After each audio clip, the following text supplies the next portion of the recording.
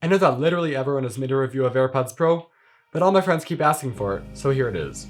What's up guys, I'm Aaron the Tech Guy, and these are the AirPods Pro.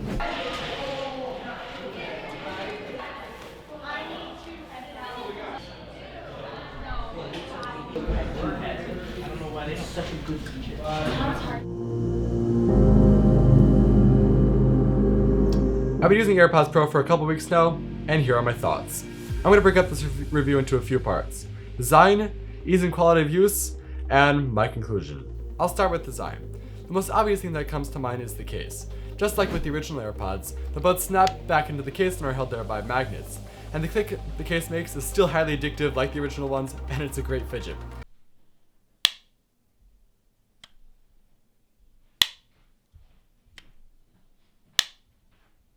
It is a little bit bigger than the original case, but it is a little bit shorter, so the increase is negligible.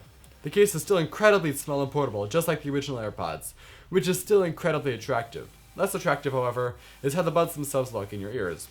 Although they do now come with different ear tip sizes, which is amazing for people whose ears didn't originally match the AirPods, or just for making a better seal, and they are a bit shorter now, they still look pretty dumb.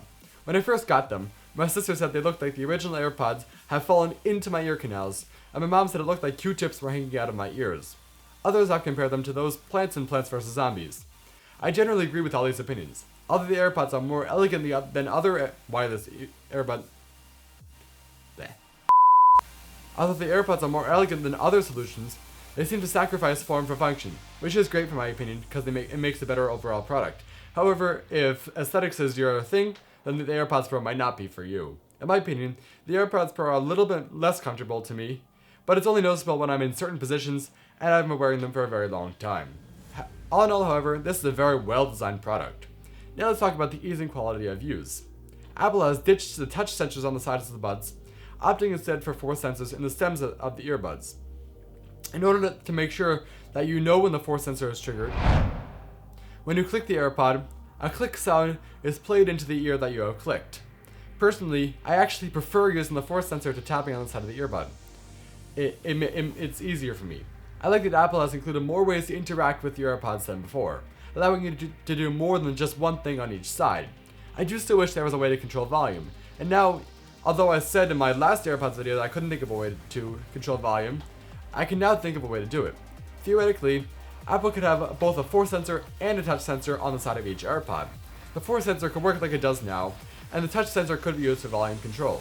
A double tap could raise the volume, and a triple tap could lower it. I don't know if this is actually possible, but it certainly seems like a viable solution for a problem that I've had since I've had AirPods at all. AirPods Pro have also introduced me to Hey Siri on AirPods, something that I've always wanted to have, and I love how Apple integrates it.